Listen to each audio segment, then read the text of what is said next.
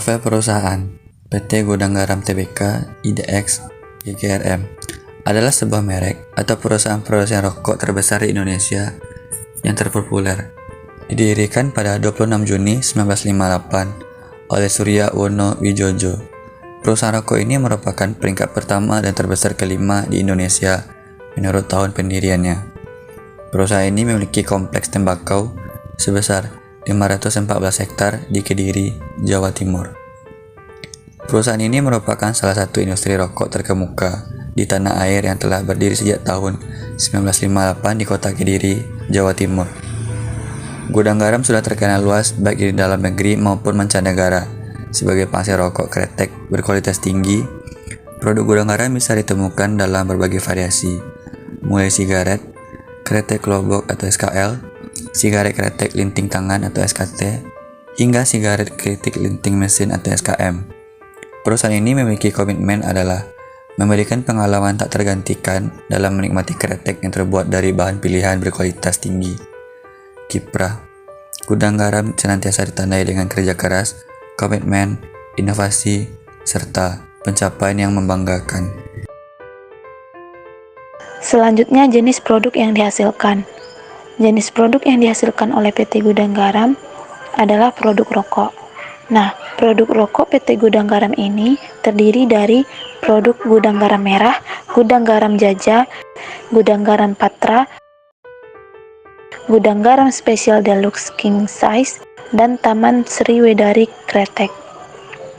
Produk rokok Gudang Garam yang mungkin telah familiar di telinga orang adalah Gudang Garam Merah dan Gudang Garam Signature. Padahal sebenarnya masih banyak merek-merek sigaret lainnya dalam berbagai jenis yang diproduksi oleh perusahaan ini. Kita masuk ke proses produksi rokok. Dalam garis besarnya, proses produksi rokok dibagi dalam 3 tahap kegiatan utama, yaitu praproduksi, produksi, dan pengepakan. Yang pertama, praproduksi. Setelah melalui proses seleksi yang ketat pada saat pembelian, bahan baku utama yang telah diproses kemudian dicampur dengan saus hingga siap dibuat menjadi rokok. Yang kedua, produksi. Rokok yang dihasilkan ada 3 jenis utama, yaitu klobot dan sigaret kretek tangan sebagai hasil kreasi tangan-tangan wanita yang terampil dengan menggunakan alat giling dari kayu, serta sigaret kretek mesin yang diproses dengan mesin-mesin otomatis berkecepatan tinggi. Yang ketiga, pengepakan. Batangan-batangan rokok yang telah jadi membutuhkan beberapa lapis kemasan dengan berbagai ukuran sesuai jenis produk, isi, serta keperluan distribusinya. Fungsi pengemasan di sini selain berguna untuk mempertahankan mutu rokok, juga untuk memberikan citra terhadap produk Gudang Garam. Proses pengepakan rokok menjalani beberapa tahap pengemasan secara berlapis.